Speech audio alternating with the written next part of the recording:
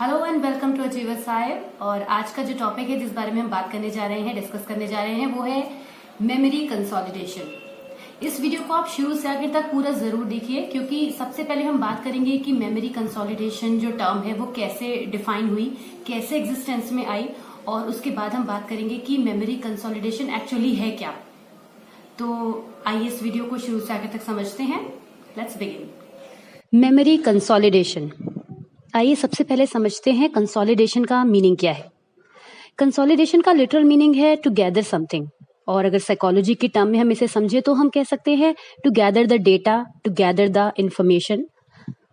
Memory consolidation term सबसे पहले एक बहुत ही प्रतिष्ठित रोमन टीचर ने अपनी एक राइटिंग में दी थी, और उन्होंने ये पॉसिबिलिटी प्रेजेंट की कि जब भी कोई डेटा या इंफॉर्मेशन हमारे माइंड में स्टोर होती है तो वो उस ड्यूरेशन में एक ऐसे प्रोसेस से गुजरती है जिसमें वो मैच्योर होती है।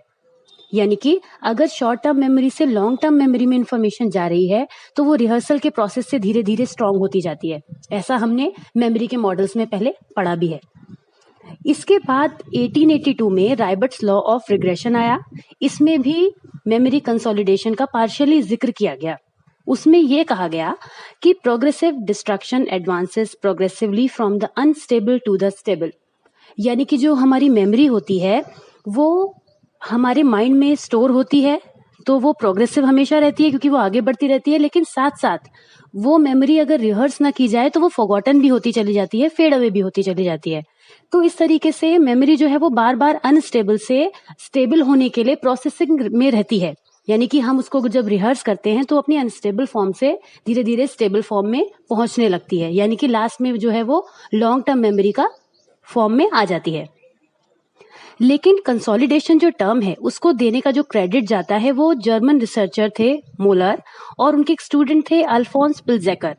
इन दोनों को जाता है जिन्होंने इस कंसेप्ट को रीडिस्कवर किया कि, और उन्होंने अपने स्टेटमेंट में ये भी कहा कि memory takes time to fixate और अंडरगो कंसोलिडेटिंग। ये स्टेटमेंट जो है, memory takes time to fixate और अंडरगो कंसोलिडेटिंग, ये स्टेटमेंट इन दोनों ने ही दिया था। और इसके साथ इन्होंने एक बात और कही कि अगर पहले से सीखी गई कोई भी इंफॉर्मेशन जिसे इतना टाइम ना मिल सके कि वो कंसोलिडेट हो सके, यानी कि गैदर हो सके, तो उससे कोई भी नई इंफॉर्मेशन आकर डिसरप्ट कर देती है। इसको हम एक एग्जाम्पल से समझने की कोशिश करेंगे कि आप एक क्लास में हैं, आपके टीचर ने, आप एक स्टूडेंट हैं और आपके टीचर ने आपको एक चैप्टर पढ़ाया, आपको कोई भी नया टॉपिक समझाया। वो टॉपिक आपके लिए थोड़ा सा डिफिकल्ट था, आप उसको समझ नहीं पाए बहुत अच्छे से, लेकिन आपने उसको समझने की घर जाकर दोबारा उसकी रीडिंग करी, दोबारा उसको समझने की कोशिश की, बार बार उसको रिहर्स किया, राइट। अब क्या हुआ, लेकिन इसके बाद भी वो बहुत अच्छी तरीके से आपके माइंड में स्टोर नहीं हो पाया। नेक्स्ट डे जब आप क्लास में दोबारा गए तो आपके टीचर ने उसके आगे का चैप्टर आपको पढ़ाना शुरू कर दिया, क्योंकि आप उस टॉपिक को क्लियर नहीं कर पाए थे, तो वो आपके माइंड में पहले से ही क्लियर नहीं था, पूरी तरीके से वो जो था अपनी जगह फिक्स नहीं कर पाया था, उसको उतना टाइम नहीं मिल पाया था। ये जो स्टेटमेंट है, memory takes time to fix it, वही वाली बात यहाँ पर हो गई कि उसको उतना टाइम नहीं मिल पाया जितना उसे रिक्वायर्ड था फिक्स होने के लिए।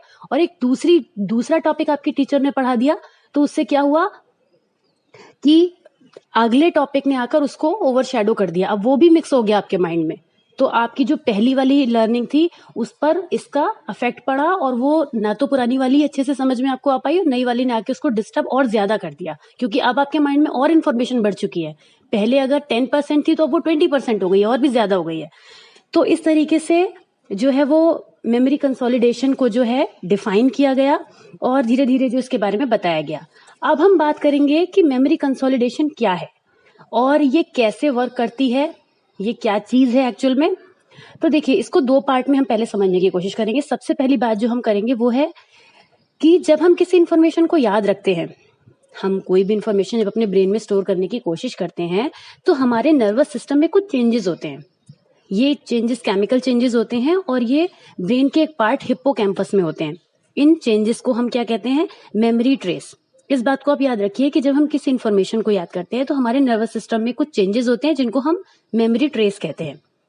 अब हम दूसरी बात करते हैं कि हमें ये मालूम है कि हमें एनवायरनमेंट से कोई भी इंफॉर्मेशन मिली, सपोज हमने न्यूज़पेपर में कोई चीज पढ़ी, या हमें किसी ने कोई बात बताई, कोई भी इंफॉर्मेशन हमें अपने एनवायरनमेंट से ही मिलती है।